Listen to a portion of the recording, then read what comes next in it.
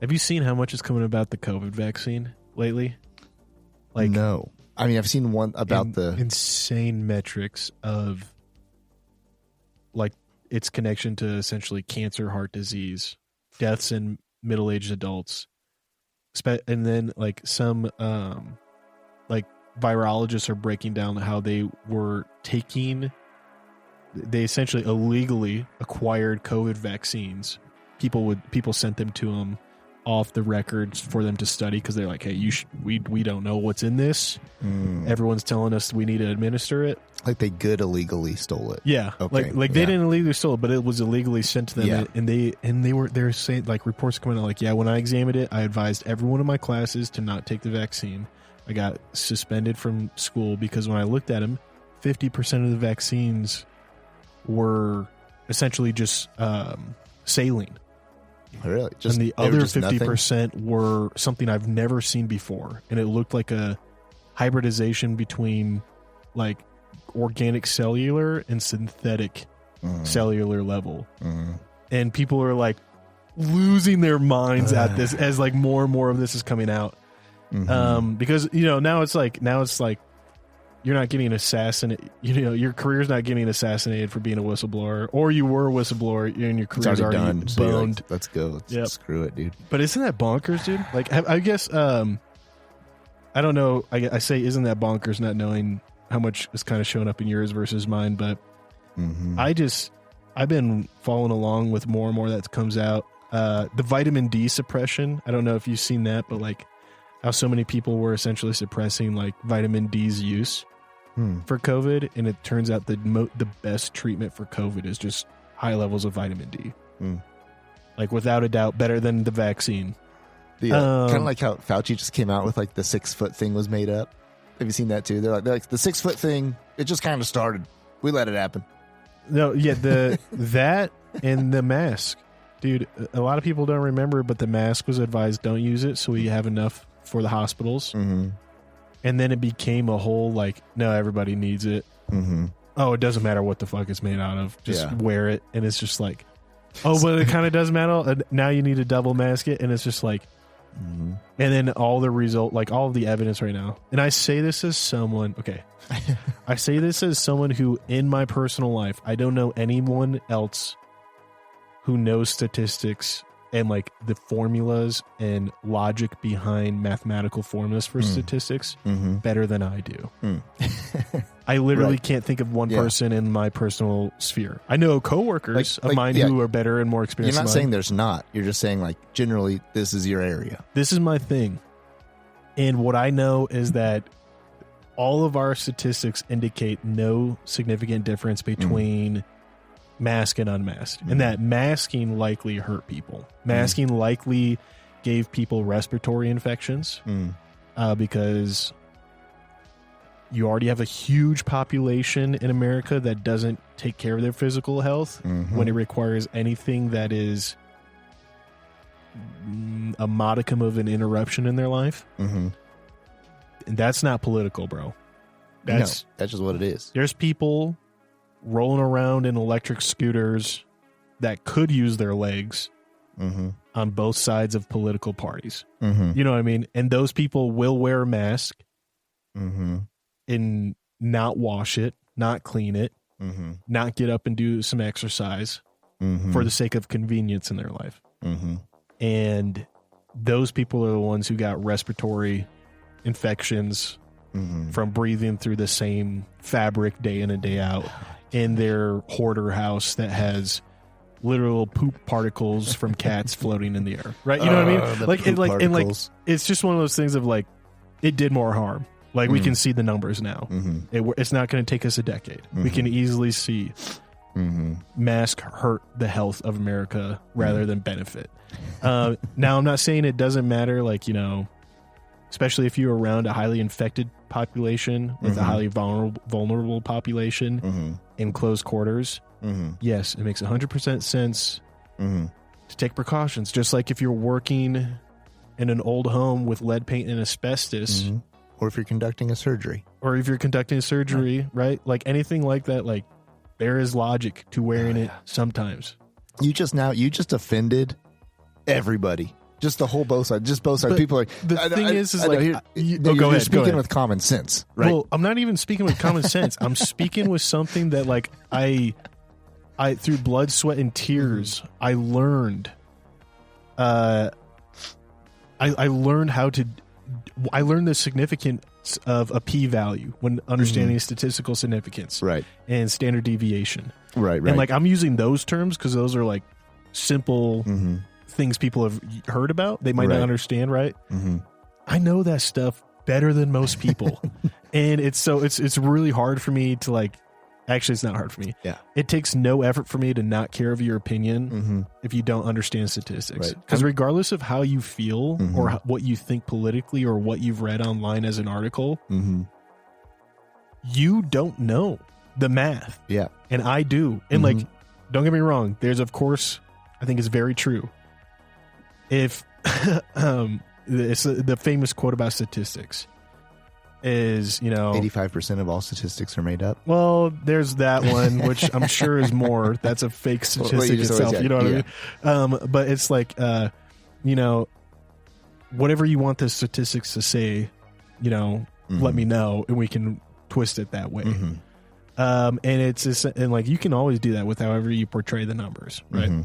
But if you know how to do a study of significance in numerical values and comparison between two different types of records, then you can do the math.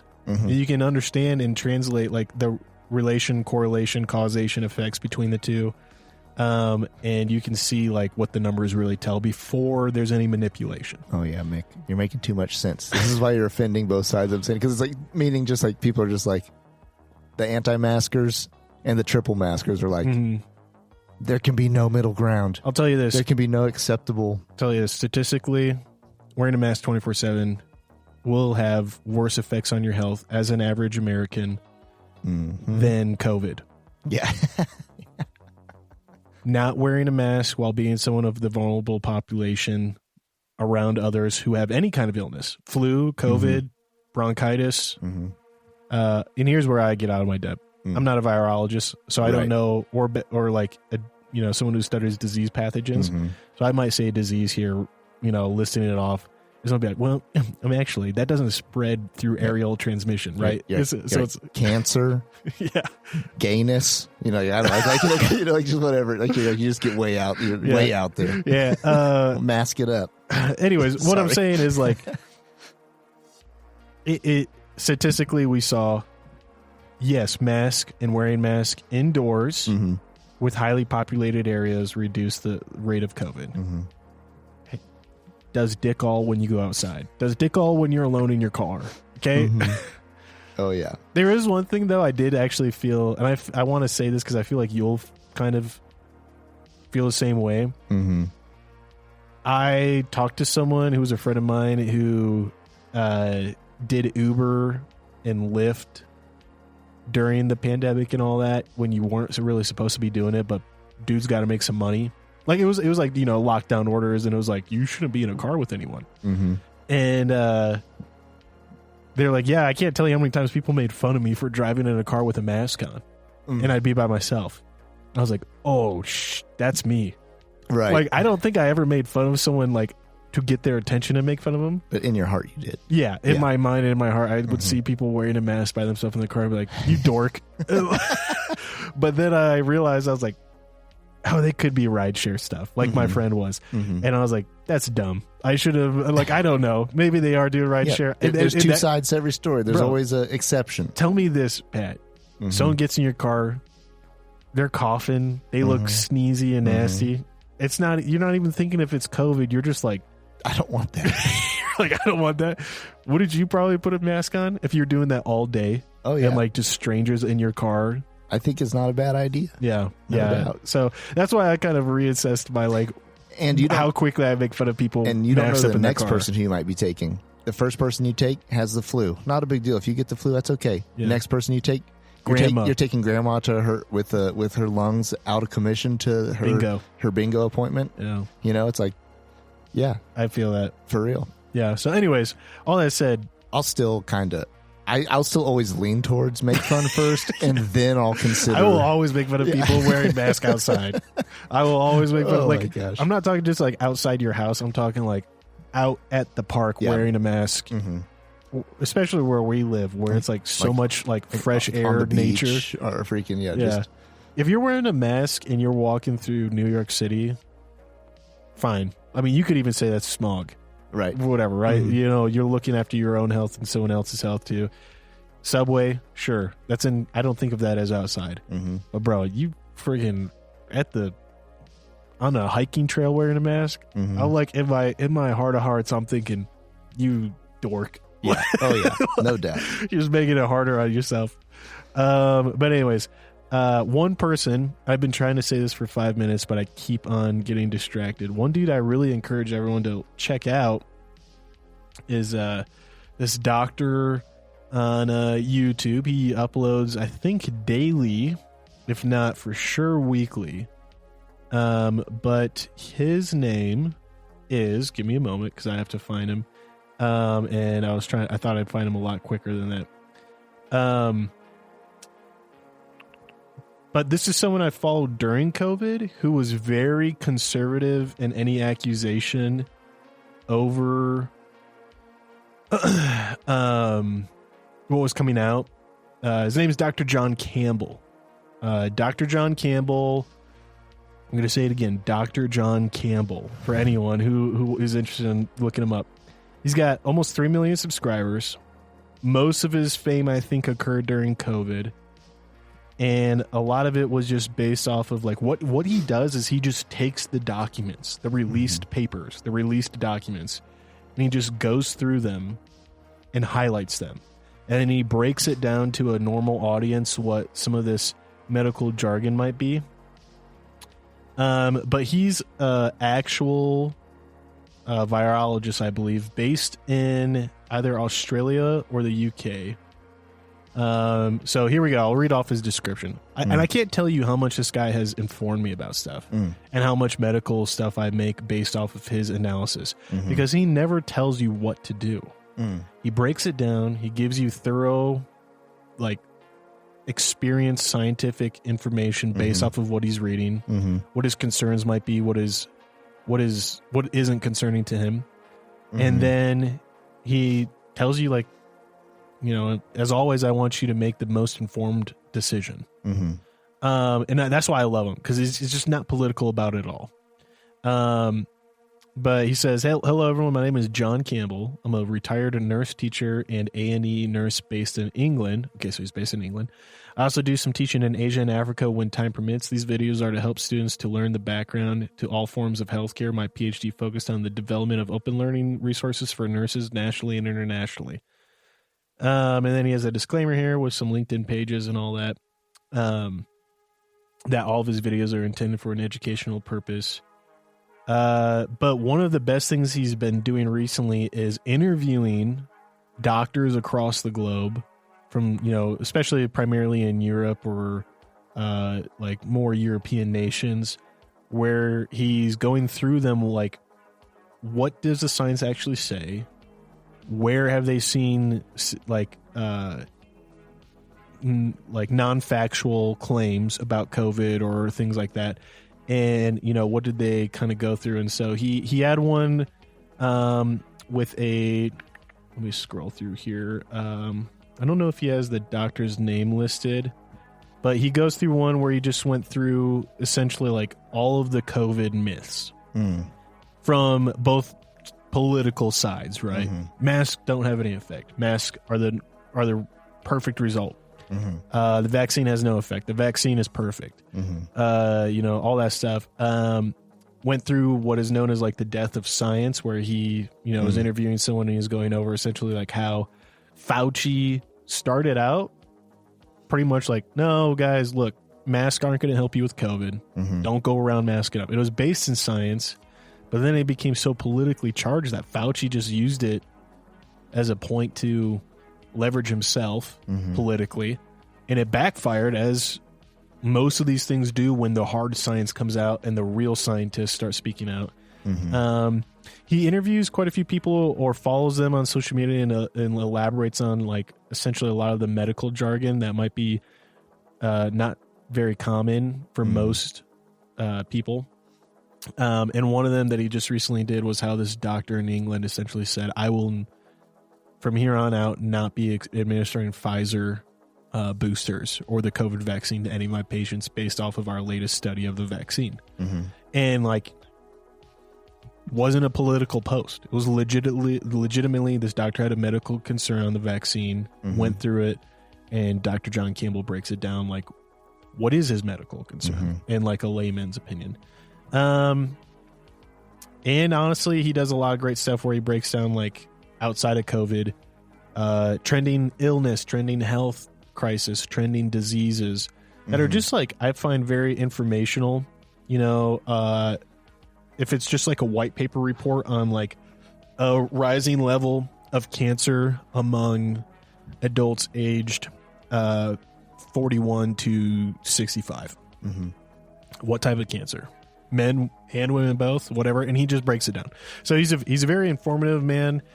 He's a big fan of vitamins. He says, take your vitamins, vitamin A, B, C, and D. Get your dosages of all of them because they really help, you know, primarily fight off most diseases and illnesses. But all that said, Dr. John Campbell, check him out.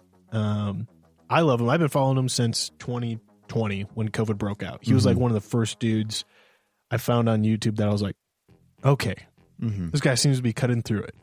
He's not making any political statements. He's got access to white papers. He's got access to reports. And he's just helping me understand it and track. Right. So anyways, highly recommend people check him out. Pat, I'm sending you a link to his channel now. Just so you can kind of see his videos and I want to check him out for sure. Cause we need more of that because there's just been on both sides of everything. People have just gone so political, political and then politicized. Everything's politicized and everything's, you have to follow everything with just religious fervor, you know, to it. And so, which I sent you a video I want you to watch right now. It's a little clip.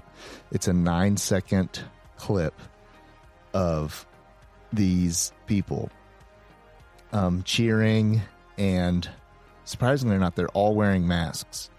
It's in the year 2023. San Franciscans celebrate after the city council votes 8-3 in favor of ceasefire in Israel. They vote in favor of something that will not have any effect on the actual problem itself. Yes. So here's the video. It's just people cheering in this like city council courtroom type place and council room, and they're all cheering because they've just passed. San Francisco, way to go. You guys are the peacekeepers and peacemakers of the world. You have just single-handedly stopped World War III and stopped apartheid and genocide. I'll play the video so people can hear it. They can hear this.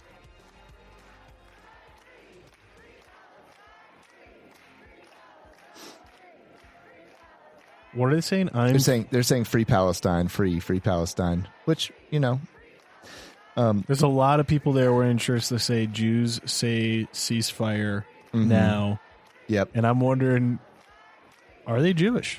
I don't know, but some of them are definitely of the flavor that would be killed by Hamas. Judging by just everyone in there, specifically the the homosexuals, transvestites. Just telling you, Hamas not a fan of you. Hey, bro, we can't say transvestite anymore. Oh crap, you're right. It's transgender. Transgenders. Right. Transgenders. Yeah, so all you transvestites. Is that so all you transgenders? I can't get it back down. Damn it! Sorry, twice canceled. Hey, look, folk. Whether you're a trans or not, I want you to know, Pat and I are happy to, say you're welcome at the table and all that. But Pat's, it's hard to root it out of him. It's true. It's not a bias thing. It's just a language thing. It's just which I get. We all used to say transvestite, which I don't know why it's politically incorrect now. Because that was the correct thing to say. That was the word, and now it's not. It was always not okay to say tranny. Like tranny was always the slang was always insult on the no-go. Yeah. All right. But anyways, all right. So anyways, I think you got to look up this video. Just look up San Francisco City Council votes ceasefire.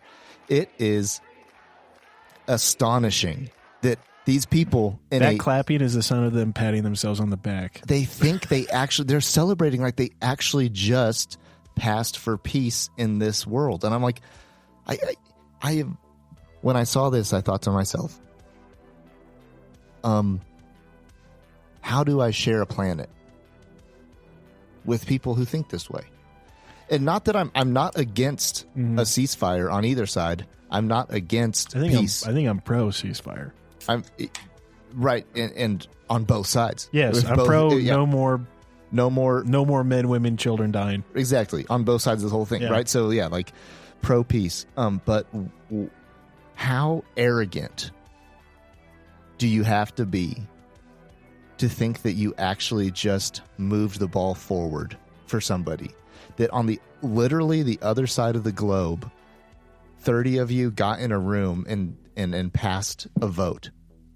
I mean, it's truly just like, I can't even explain what I'm thinking or feeling, because I just feel like everybody should feel the way I feel, which is how probably everybody in the world feels like everybody should feel the way they feel. But am I wrong? Am I wrong to feel this way? Smoke break. Smoke break.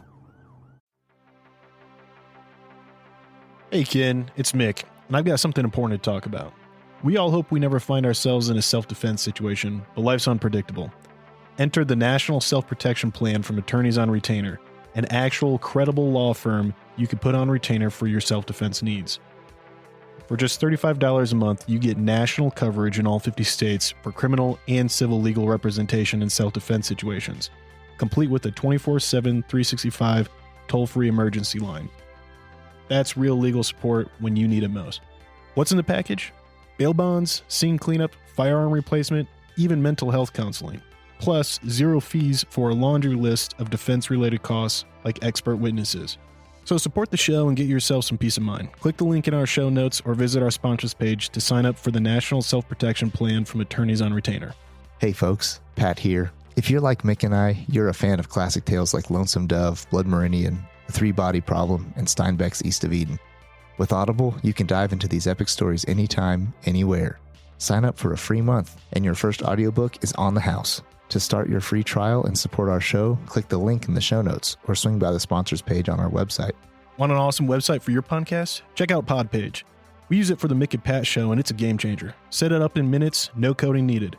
Support the show by using our link to get started. Your podcast deserves a home as great as ours. Podpage, the one-stop solution.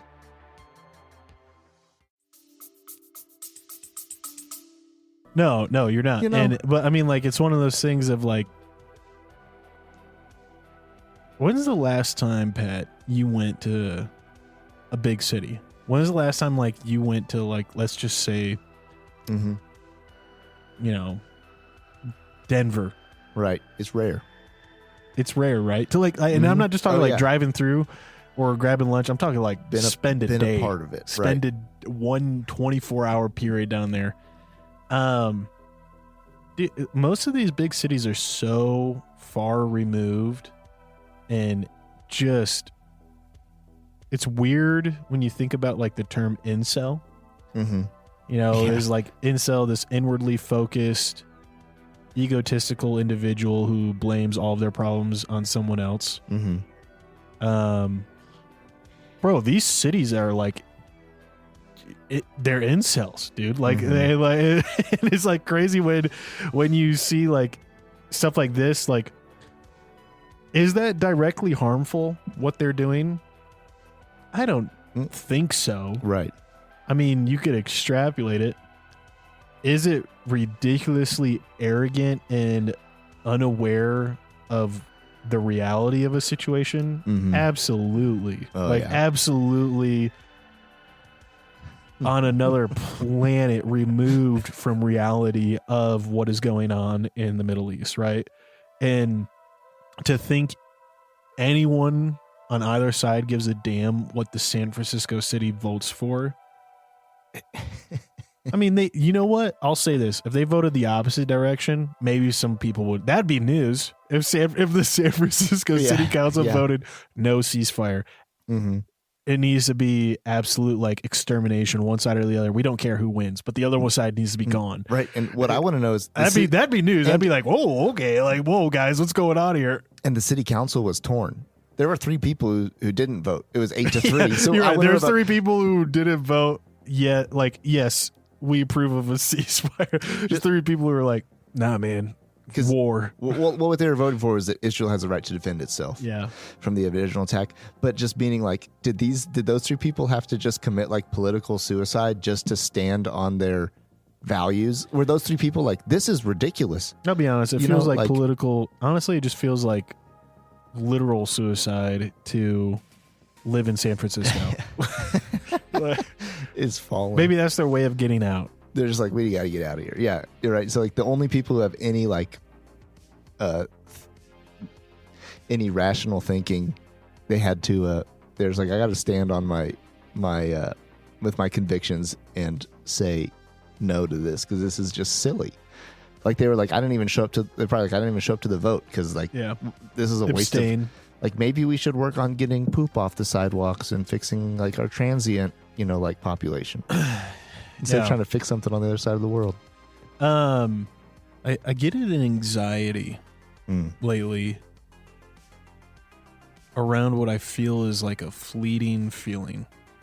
And I think the feeling that I like am afraid is fleeting is just the ability for, or it's the emotion I feel when I have not a care in the world. Like being in a conversation with people, regardless of whether or not you agree, that conversation could be everything. That conversation can literally be everything your brain is focused on in that moment. And nothing else exists outside of the discussion. And that I think is like a very real, and I don't say privilege for the sake of, sophistication. But I do think that is a privilege. Like that is the privilege of a world where a lot of necessities are already handled for you. And you can lose yourself in something that has no bearing on survival because it is more like, because societal stuff is now more important than survival. Right. And so the societal interaction of an individual with a group or an individual with another individual takes more precedence in your mind than the concern of like getting fresh water. Right. And not that I think we're going to run out of fresh water anytime soon here in America, but I do have this feeling as I'm growing older, especially in the last year, where my concerns are starting to make it harder to engage.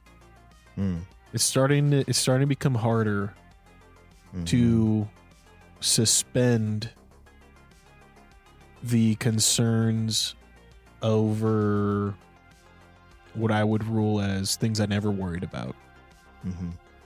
And I think a lot of that I've seen in my day-to-day life of concerns over the behavior of individuals in public settings. Like, I remember my wife and I, we just went, Billie Jean and I just went and got our eyes, an eye exam done. The eye exam clinic rents out a space in a Walmart. And for some reason, I could not get over the anxiety and concern of like a shooter. Really? Yeah. And I don't know why, but I was just thinking in my head of like, and I know I'm often assessing situations of like, how would I respond? How would I get to Billie Jean? Things like that. But dude, that whole day we were there. She was grabbing stuff, shopping around in Walmart a little bit while I was getting my eye exam done. And then when she came to do hers, I took the cart and checked out and took things out to the car. But the whole time I was just like, how would I find her? How would I navigate? Where do I think she would be based off of like what our shopping list was? And all that said, it was just very strange. I also think it might be heightened because recently at our church, I had a very like intense concern over an individual. And it wasn't, and I think the reason it was so intense was because it was like so many different red flags, and their individual turned out to be a totally fine guy. But he understood when I broke it down to him, my concern. Did I tell you this? Do you know this? What happened? No. I don't think you were there that Sunday. Now I don't know this. All right, I'm gonna break it down. All right.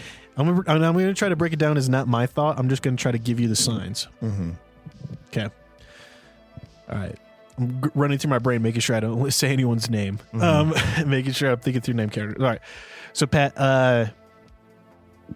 I was doing our care team, our security team. We call it care team because that's a softer name than security team, right? We don't want people to think we don't want the congregation to think that we think we're SWAT guys. We want the congregation to think of us as, they are there for anything I need, whether it's prayer, whether it's assistance with finding something, whether it's a place to sit, someone to talk to, where the bathroom is, whatever.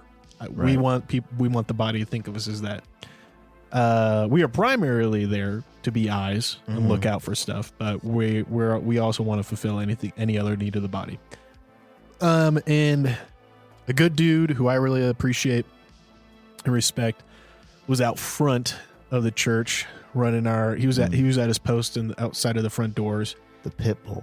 And someone came up to him after service had started and said, "Hey, can I go in through the side door or leave through the side door?" And this guy on our team said, "No, it's locked, but let me double check." Was it Two Gun Lenny? Two Gun Lenny. Don't know who that is. That nickname is not the nickname I give him. Oh, what nickname do you give him? I don't have a nickname for him. I just call him his name. And it's weird because his name is the nickname of someone else we've had on the show. I'm going to call... I'm just gonna. I got it. You know who it is? Yeah. You figured it out. Deduced some deduction. So I'm gonna call him Plum. I'm gonna call him Plum. Plum comes up to me and says, "Hey, just wondering. This guy came up to me outside asking about our side doors, and if he could go into them or out or exit through them, or if we leave them locked." And I was like, "Oh yeah, I've had a couple people ask me that before too." You know, I just tell them, like, we leave them locked from the outside so people can't just get in. But we leave them unlocked from the inside so people can get out in case of an emergency.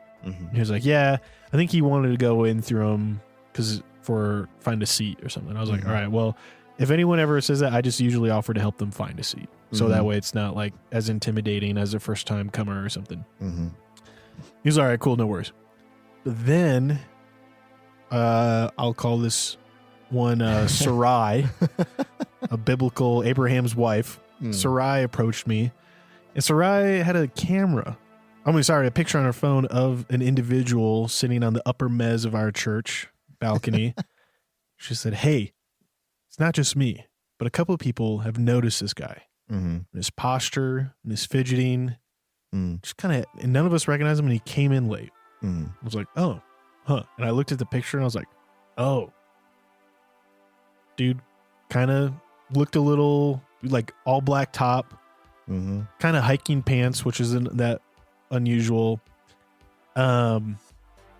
Glasses and just like a normal looking dude, but like it really was his look of an expression and his rigidness that to me just was like, he doesn't look comfortable. And so I went in. I was going to go in, and I asked our front door guy. I said, "Hey, Sarai showed me this picture. Will you double check that? Is that the guy who talked to you about the side exit?" I got a text back, and it was like, "Yeah, that's the dude."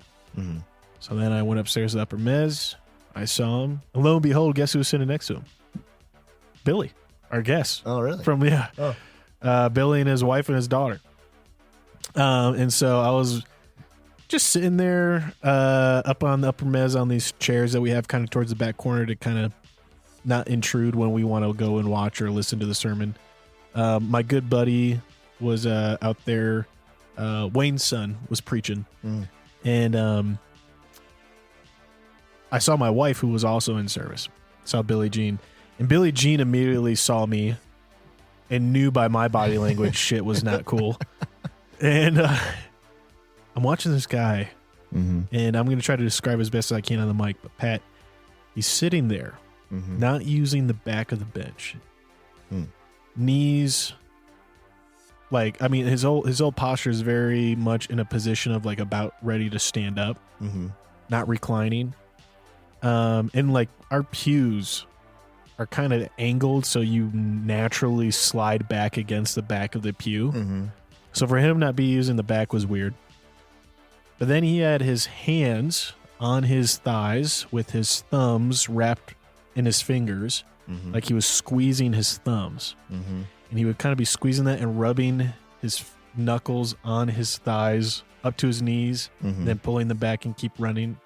And then he would reach into he was wearing a black hoodie, reach into his hoodie pockets and kind of fidget around a little bit. And then he would do this thing where every once in a while he would just like stand up to like almost a squat, very rigid, straight back posture. Like he was kind of sitting up enough to see down below. And then he'd go back to sitting, but not let his back touch the bench. And everything like said, he's just scoping out what's going on. No Bible, no Bible, no phone out, nothing to show that he would like, he is engaging or he's gotten comfortable.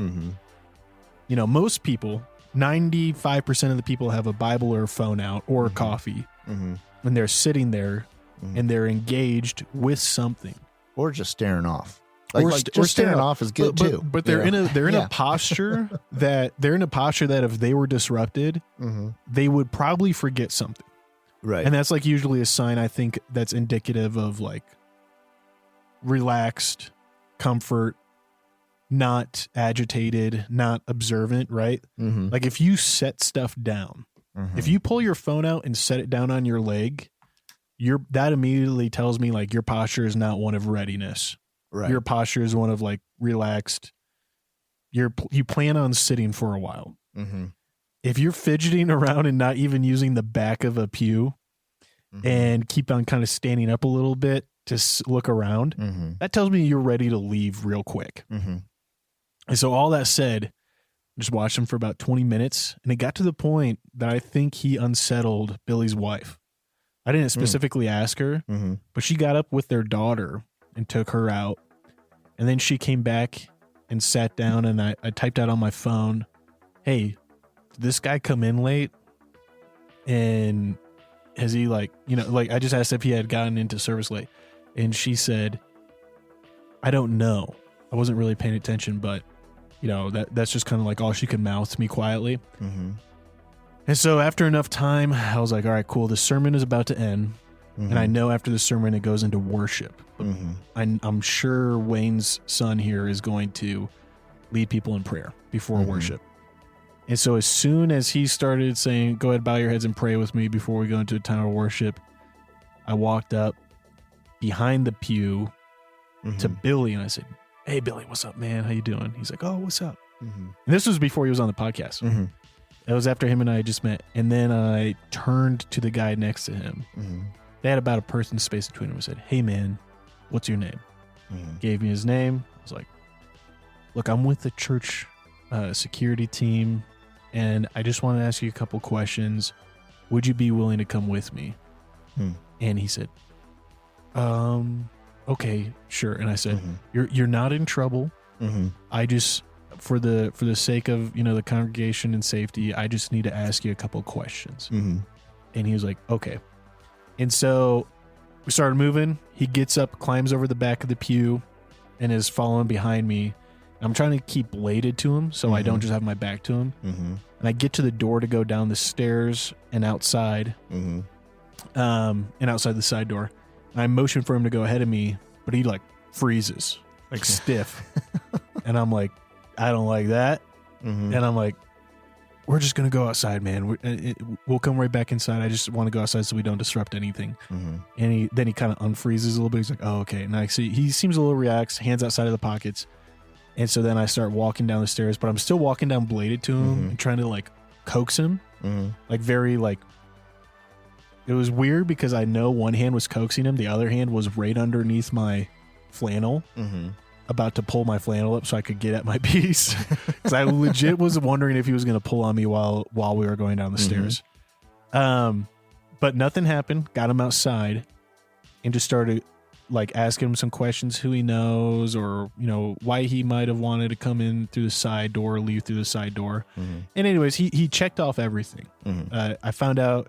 I asked him some false questions, right? Of like, he said he had started going to like our young adults group.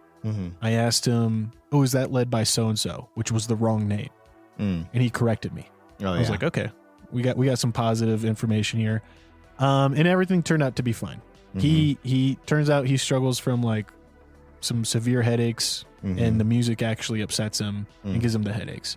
So he wanted to come in after worship. He wants to sneak out and leave before worship and not disturb anyone. Right. But and when I explained to him everything, he said, "You know what?" And I offered him. I said, "Is there anything I did that you feel like I could have done better? Is there anything I did that you feel like was insincere or inconsiderate or disruptive?" Because we want to be better at how we approach people and be considerate. And he's like, "No, you know what? Like, you don't have anything to apologize for. You guys should never apologize for taking, the concern of the body of believers at heart and being aware and vigilant. I think you handled it well. I think you approached me at an appropriate moment." So it was all cool. He handled it really well. And I think he's been back since the holidays.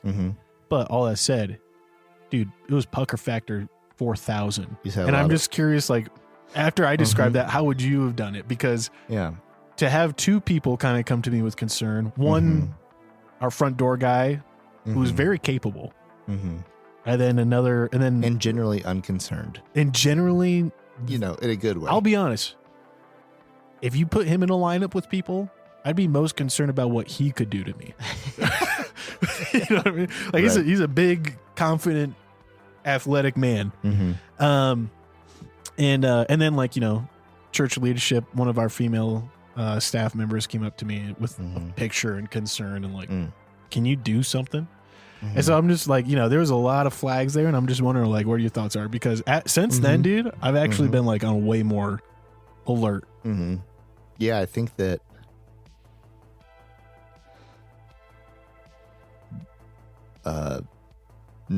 999,000 times out of 10,000 times, it's gonna be what it was. Be what it was, right?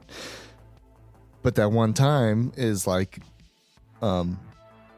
something that you want to address. And I even back it up too to say, like, if this, the person who's in here, even like the fact like they feel super uncomfortable, they feel like they looks like they don't feel like they want to be in the space. I thought of it, not saying this is the right way to think of it. Maybe maybe he didn't want to be there. I just thought of it as like they want to be ready to leave. Right. And so I think that we should probably approach everybody like that and just go, like, not in a security concern, but in a concern for that individual to go, "Hey, let's just go have coffee and let me hear about your story," because you're not, it seems like you're not getting much out of this, right? This isn't a place that's life-giving to you right now. So those 999,000 people, and times that happens, you can go have an awesome conversation with somebody, get to know them. They're gonna come back again because they felt loved and cared for, to even like be acknowledged as an individual. You're gonna get some cool relationships out of it, and somebody who's that jittery is actually probably just better suited for our team. Which is what I actually told him. Like, when I found out how well he handled my, like, what I pointed out and how cool he was about it, didn't take it personally. I was like, you know what, man? That mentality and that kind of like thinking would be a great asset to the team. So if you're ever interested, let me know. Give him my number. I haven't heard from him. So like, I'm not worried about that really. But like, it's just one of those things I was like, and I told him, I was like, you don't have to be cowboy John Wick. Like, that's not what we're looking for. Most of the guys on our team don't carry. We just want people who, are vigilant and looking for ways to serve and care for the body. And more people, I would say, are focused on medical support than on like offensive response. Right. Definitely. And most people on our team can't sit through a service themselves.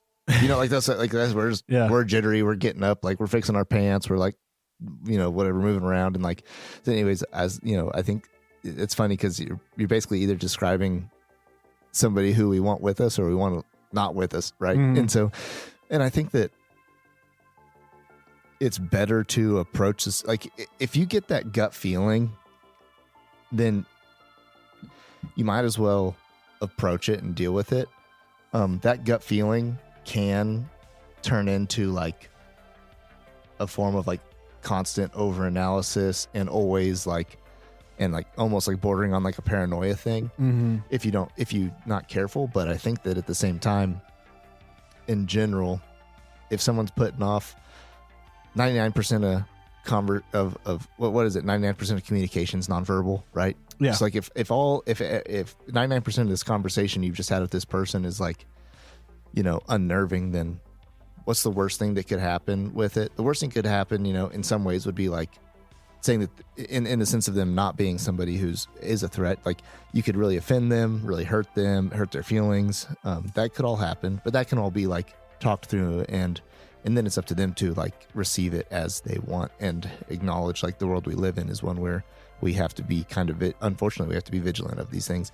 And then on the other side of it is like somebody who's serving in a security capacity, your job is to address those things. And so just address it. And most of the time it's going to work out just fine. And I've had a couple of those situations too, where your heart rate gets up and you're like, you have to really work to not psych yourself into the false reality of what's actually going on and try to seek out what is happening.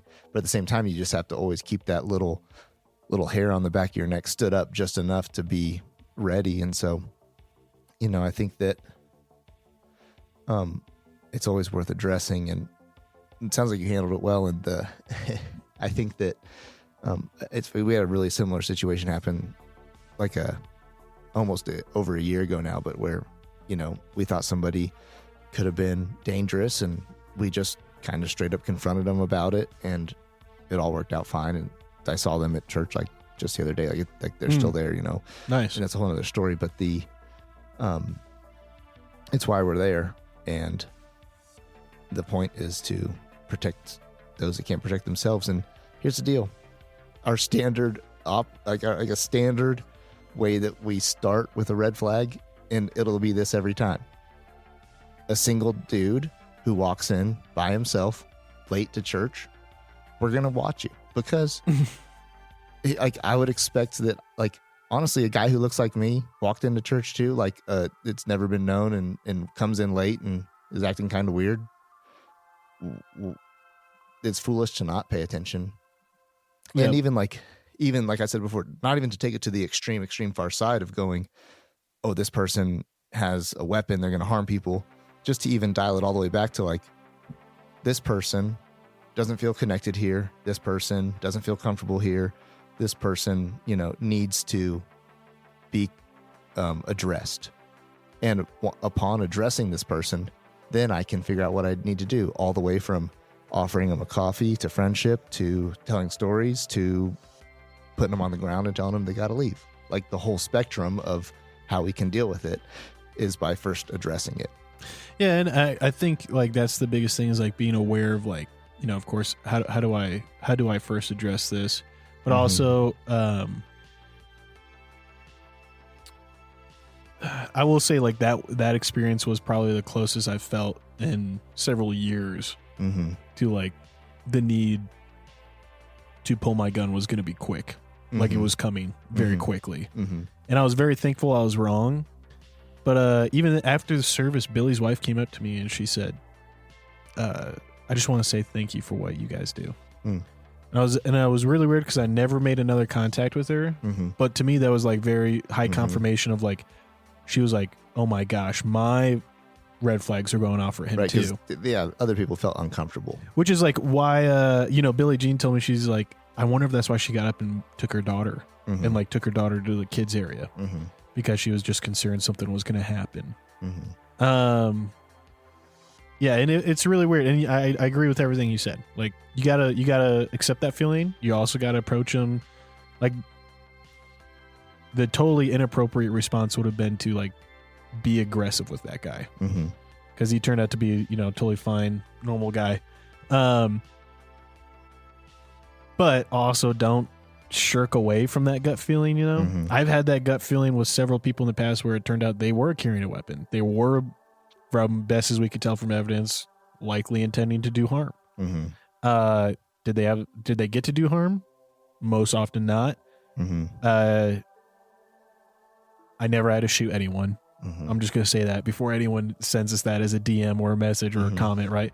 But were there times where I got close to shooting someone? Yes. Were there times where I tased people or got close to tasing people? Yeah. You know what I mean? And it's like one of those things where like you never really know, but like the gut feeling is the same every single time. And like the way you think like, wait a second. And like subconsciously your brain picks it all up. Your brain, if you practice, if you train, your brain picks it up. But like whether or not you're aware of it, you start feeling like, wait, why are my eyes getting a little watery? Why is my breathing getting like quicker, deeper? Why is my ears getting clogged? Jaw locking, tongue swelling, sweat, palms. All of that happens because your brain is registering the signs of hostility. And like time is slowing down for you to make a reaction appropriately. Now, a lot of people don't see that, of course, because they don't think to look for those things. But like I will say, like this wasn't one of those examples where I was like, holy shit, this guy makes me think I'm gonna have to draw. Like just everything he's doing seems like a dude who's zoned in. And I think a big thing was just the way he was looking at who was preaching that Sunday. I was like, he's looking at him like he's ready to like draw on him, like a target. And the fidgeting in the hoodie pocket, I was like, what is in there, dude? Yeah, we had a guy one week who kept on like, he sat in a very like advantageous strategic position, and he's just that's how I thought too. I was like, this dude can waste everybody before they get to the door. Got a backpack, all this stuff, and he's like keeps like messing with his backpack and keeps like messing around with stuff and keeps like repositioning his backpack and keeps, oh my god, what's he doing? And then like I'm watching him through like a crack in the door, and then he like reaches in his backpack again, and I'm like kind of ready to go through, and he pulls out a bag of Doritos in the middle of church. It just pops. I remember that guy. I think I was there. I don't think I was working that Sunday, but I remember that Sunday. He pops open a bag of Doritos and then leans back and starts eating it. And I just left. I was like, this guy's fine. I think we're good. Yeah, because I was like either, and this is so effed up, but I was like, do you know how crazy you have to be to lean back comfortably and eat a bag of Doritos before you hurt people in church? Like you'd have to be like yes, this guy could still be a threat, but like that would be absolutely insane if you can lean back and comfortably eat Doritos before. I'm like, he's fine. We're not worrying about it. It's all right. He can eat his Doritos. Right before I slaughter, it's time for a snack. It's like, keep that blood sugar exactly. up. I just was like, this would be like so psychotic on so many levels. It's just like it's incomprehensible. Speaking of statistics, not happening. True. Very true. I would think like a lot of them feel the same way I do when before anything intense I'd have like zero appetite. Post the intensity, I could eat a horse. But like, I mean, can't you remember like right before you felt like you were going to fight someone out of like anger or frustration or emotion or anything in life that's high pressure? Yeah. Anything. Were you hungry leading up to your first child being born? No, not at all, dude. No, I was hungry for, it's funny. I sent a picture of when we went to the hospital, I just sent a picture of like 2 cans of Zen and a Jocko Go energy drink. I'm just like, about time to do this. Yep. But yeah, no hunger for sure. It's your game on. You're in the moment, and so it is interesting how much the body reacts to those sorts of situations. And and how different people react to like who was it? Oh, it was Shane Gillis. It was like, he's like, every fight I've been in, I cried. Yeah. He's like, I'm just crying at it. Dude, there's a reality though that I felt like a lot of kindred when he said that, because it wasn't up until like I was at the sheriff department that I stopped like having watery eyes during a fight, altercations, or during it. I still think to this day after a fight, I'll get watery eyes. But bro, like, I think every single fight I got in high school or middle school, I had teary eyes during. Just angry crying. It wasn't like sobbing or anything like that, but it was just like my body's like fear, anxiety, stress response was like watery, misty eyes. And like, even if I won, which I'll be honest, I'll toot my horn, I won a lot. Even if I won, dude, I looked like I had cried. Now, yeah, I probably got punched in the face, and my eyes are probably watery from that, but like, I legit think about that. And when he said that, I was like, oh, I feel so validated, because like, that is the emotion. And I know a lot of guys who never have that. Like, I know a lot of guys who like did, you know, not like pro MMA stuff, but like did, you know, sparring, jiu-jitsu, MMA at a gym, and like, they're like, yeah, dude, I've never had that. I've never had my eyes get watery unless I get bonked in the nose. I'm like, dude, I don't know what it is. But like, going into like almost anything, even sparring when I was doing jiu-jitsu, like if it was just like practice, never got emotion, like never got the watery eyes. But if I was doing any like kind of like actual one-on-one test of skill, and I knew this dude was trying to beat me and I was trying to beat him, and there's people around facilitating it, right? I still like would get emotional. Like, not emotional. My eyes, the physical response would be that of emotion, right? The physical response would make you think I was crying. Even if I had no like sadness or fear, I would get those misty eyes. So I don't know. I've never really looked it up, but I wonder how many other people just like get that too. I think a lot of people do. Like, even like when I've been in some like high pressure, scary situations in life, like especially when I'm responsible for others in that moment, there's no emotional response until the second everything is, at the moment that I know everything's safe and okay. Yeah.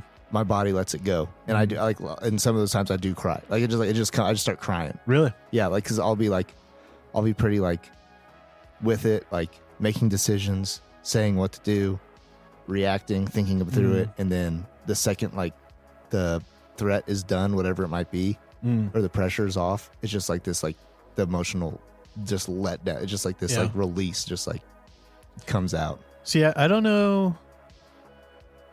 I mean, I know what you're talking about, because I have that whenever it's an emotional situation. Like, I mean, dude, like for the last year, anytime I talk to my grandma on the phone, or I talk to my grandfather while he was concerned about my grandma's health on the phone, dude, I would be constantly biting my lip, fighting to hold back tears, not try to cry on the phone.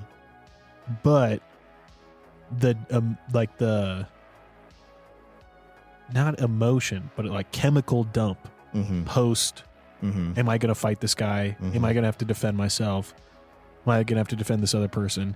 That dump is just like I sprung a leak. Like, there is no like emotional, like there is no like breathing pattern or contortion of like, you know, when you cry, right? You go the right. There's none of that. It's literally just like spigots out my eyeballs. Like, you know what I mean? So that's why I think it's different or weird. You know, it's that very like literally just fluid coming out of my eyes, not like an emotional response.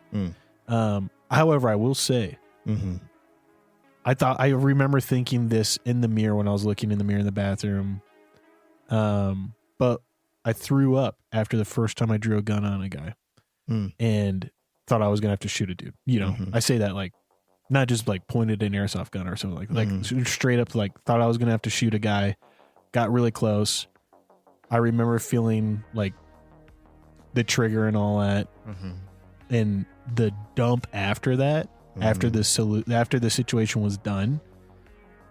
And I remember like being in the bathroom at like 22, looking in the mirror after throwing up, and I was like, and I remember like thinking in my head, I might have said it out loud to myself. I was just like, that's just like the movies. Yeah. Yeah. Because, you always see that and you're like, oh, I don't know. Maybe that's how it's right. And I remember like, it was just like, it was the weirdest like chemical dump. My whole body empty. Now, granted, let's be real. I was smoking cigarettes out in the parking lot, 98 degrees, and like, the plains of Colorado. It was like way out in rural Colorado, and it was hot, and I was probably not hydrated. That said, though, still, I feel like that emotion dump was insane. And very much like what people describe it as.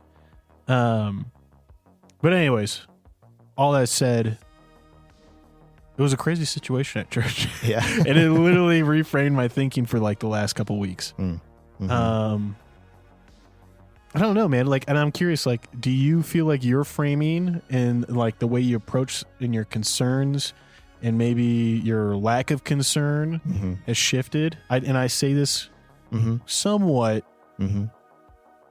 I think, like, chambered in knowing your thoughts lately, just because feel free to bleep this if you want. Yeah. But you got a third one on the way. Yep. And it's a baby girl at that. And so if I feel like, I don't have any kids. And so I think in my head that definitely changes your thinking.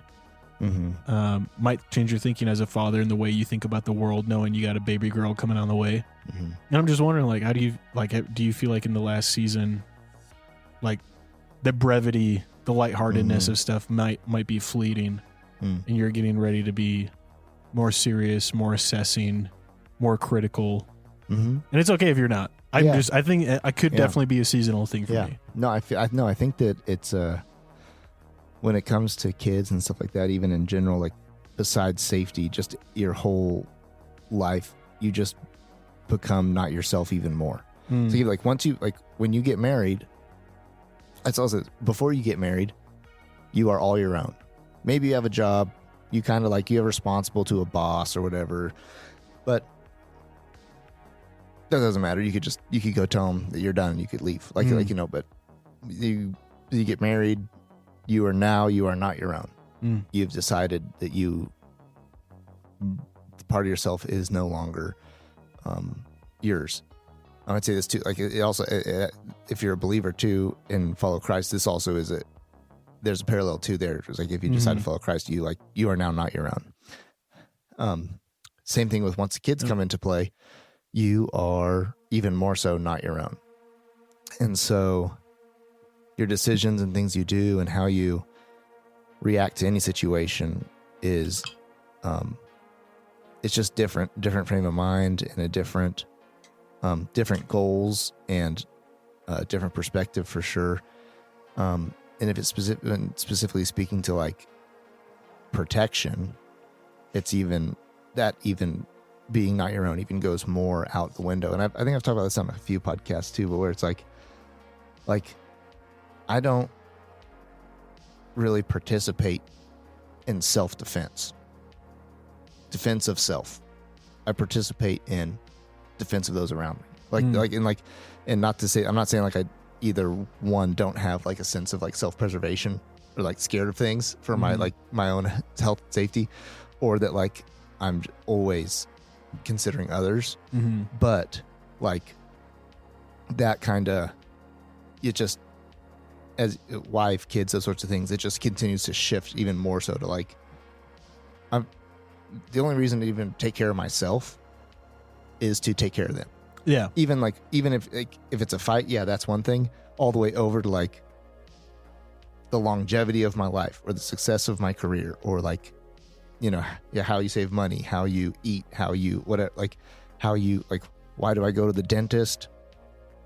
I don't know, just so that I guess I have teeth, so I live longer, so I can be around for my kids, not so that I can be around. Right? I just go to the dentist so Billie Jean isn't embarrassed by her disgusted by you gummy husband. Right.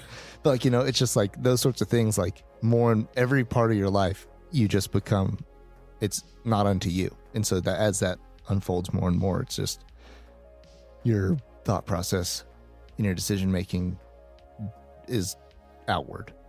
So yeah, and I think that's shifted a little more with each kid. And I'm sure like with a daughter initially, like it's funny because like I know I have a daughter coming and I know all the like things about it, or like, the jokes about like time to like oil the guns or whatever, like, or like, all those things.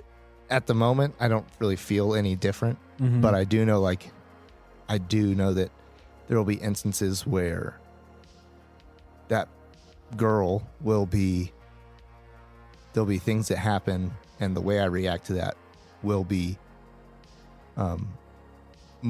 like those stereotypical things, father in defense of his daughter, right? And I know we've talked about this offline a little bit, and that tracks. One thing I thought about is I'm very curious to hear the first time one of your boys are too rough with their sister, and she lets out a cry, right? And you show up to see one boy is like, uh-oh. He's holding the fishing pole that became a sword momentarily. Yeah, and she's crying. And I'm curious to see like how you react to that versus how you reacted when it was just boys being boys. Right. You know what I mean? And like, because I think that will be the moment, dude. There'll be some of that stuff too, where I will also have to have like just like some serious self-control to not treat a 5-year-old like an adult male, right? Too, and then also there will be like, it'll be interesting dynamic for sure. And I've said this too, where it's like, oh, I'm sure like the way I react, like the way I discipline my boys, the way I raise my boys, the way that I like my expectations for my boys will be completely different from the way I raise, discipline, and expect out of my daughter. And I want those to all be from healthy places. Yeah, I just do. Yeah. I do believe there's differences, and I think that it'll be really like, I think for the most part, what will end up happening is it'll be like, well, who started it? Oh, actually, she did. Like she freaking took the cheese stick, ate it, and then got thumped, right? But then, but don't matter because she is literally a mini my wife. Yeah, most likely, like the boys will get the brunt of that still. So you got to play a fair game too. But yeah, I think that we'll just see how that comes out. My biggest, like, I just think none of this is based in reality, right? Because I don't have any kids, but I do think about like how if I have boys, I'll probably view them as just being mini me's, and I'll probably treat them the same way I think I should be treated. But if I have girls, Billie Jean and I are both blonde-haired and blue-green eyed. I'm only going to see those girls as like mini Billie Jeans. And I know I'll be like pretty protective. Like I know I'll be like probably too protective. I just can't imagine a world where regardless of what she does, she's the one that gets blamed. Like she's the one that gets punished, right? Yeah. Like regardless of what she does, if her brother's around, I imagine like I'd be like, well, what the hell were you doing? Yeah, exactly. But anyways, all I said, I guess I didn't hear a definitive answer, but like, do you feel like your ability to suspend concern is fleeting as like time goes on in this last year, 6 months? Like, do you find yourself more concerned? Do you find yourself having to focus more to be present and not be concerned about other things? Yeah. But the thing I've been thinking about lately too, and I've thought of this for a long time too, is there's no summer breaks anymore. Like there's like, and so like, here would be the situation in middle school. You got 2 Ds. You got suspended once. You've got this kid who's kind of, this one kid's a jerk. This other girl, you like her so much, like she's all you think about, but she doesn't even know you exist. And all that weight and all that heaviness and all that stuff you're carrying around. That last day of school when it lets out and you're on summer break, it just disappears. Those Ds, they don't matter. They're gone. Like that, those bullies or those guys who are jerks, like they don't live in your neighborhood anymore. Like, and like you forget about the girl because you're just hanging out riding your bike. And so all that, like that feeling of freedom and just the world is your oyster and you're doing what you want with your day or whatever. Like, it's funny to be like, I've come to terms with the fact of like, I don't get to not go to work for 3 months. Right. Mm-hmm. Like that's okay. But, and it's not that's not the thing. The physical part of it's not what I care about. It's the feeling in my chest is always there. Mm. And what I've been wondering is, will it ever go away again? Like, will it ever be like released? Mm-hmm. Because there is no, like the clock doesn't get reset. Mm-hmm. Like all the things in life that you've put off, all the stuff that's going on, like, all the little things, all the big things, like the only way those get dealt with is you dealing with them. And then there's just going to be a pile of more things to deal with. So like in this life, do I ever get to experience that feeling again? And I hope to, like, but I wonder if, I think the way you live your life now, like, I think I think there's healthy parts of the fact that that's never going to be around again, because you're a man who's responsible for others, and you're a man who's like had failures and had successes, and you carry those with you. But also, I think the way you live your life and you choose to live your life, like, will also then determine some of the ways you get to, like, when you're 68 and you decide, you're slowing down to retire, these sorts of things. Can you ever feel like you're on summer break again? Be a grandpa, go fishing, whatever. I don't know. Yeah. But like that thing in my chest, even talking about it right now, is like the weight and the tightness is there. Mm. And like, mm-hmm. Will it ever be summer break again? Yeah. I don't know.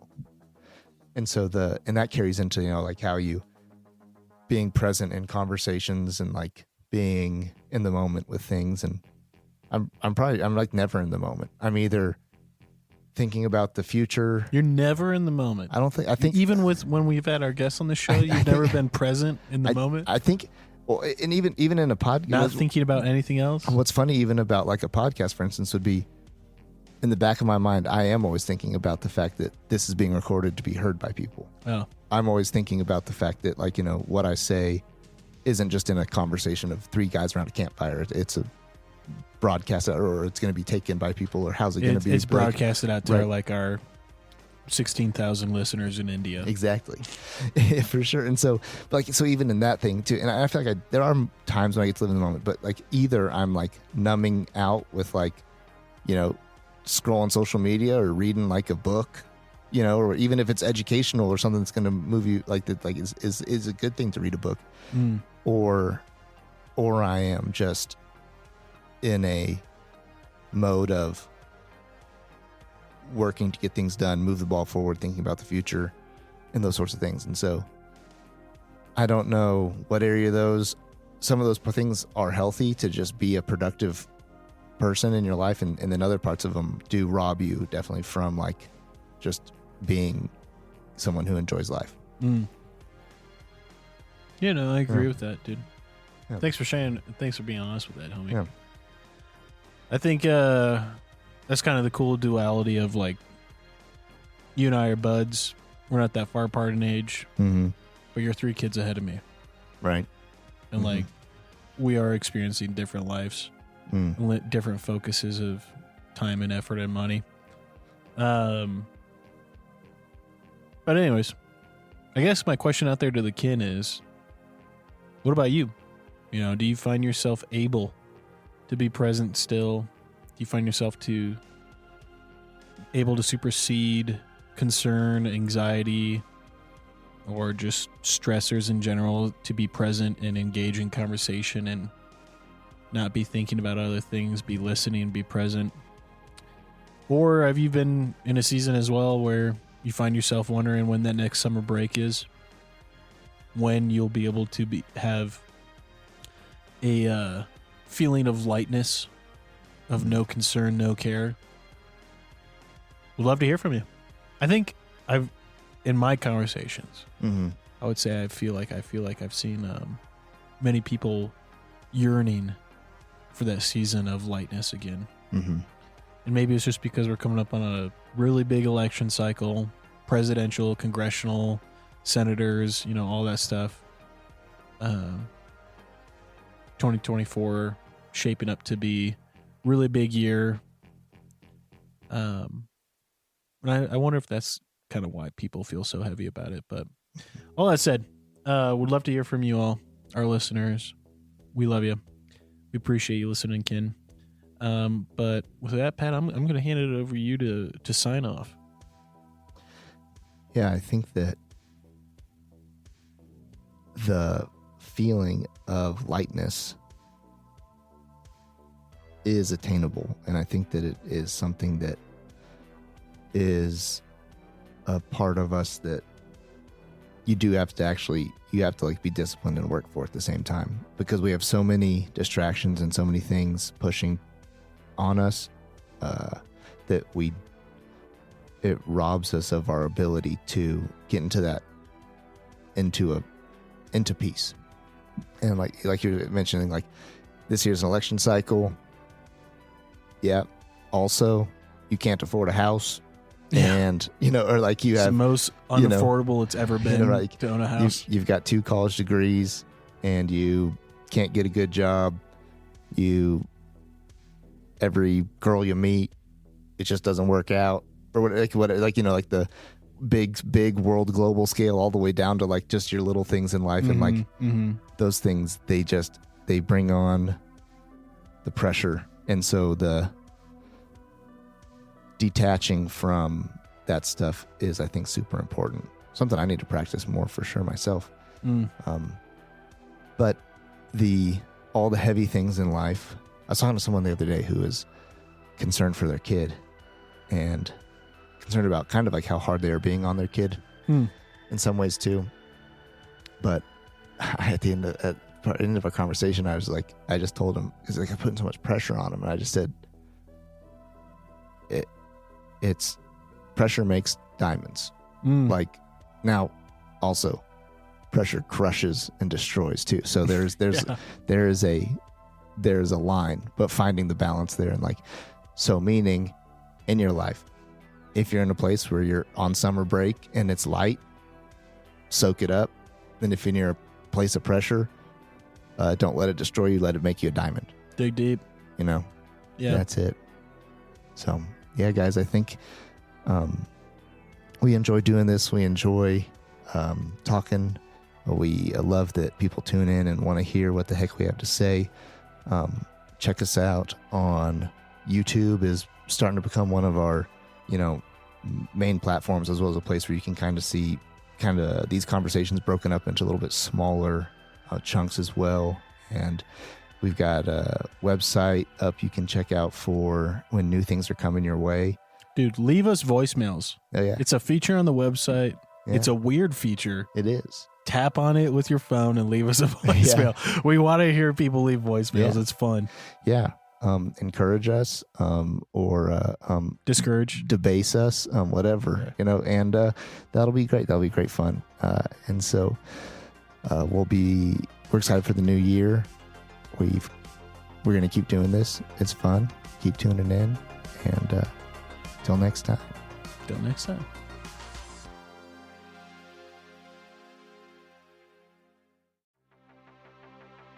Thanks for tuning in.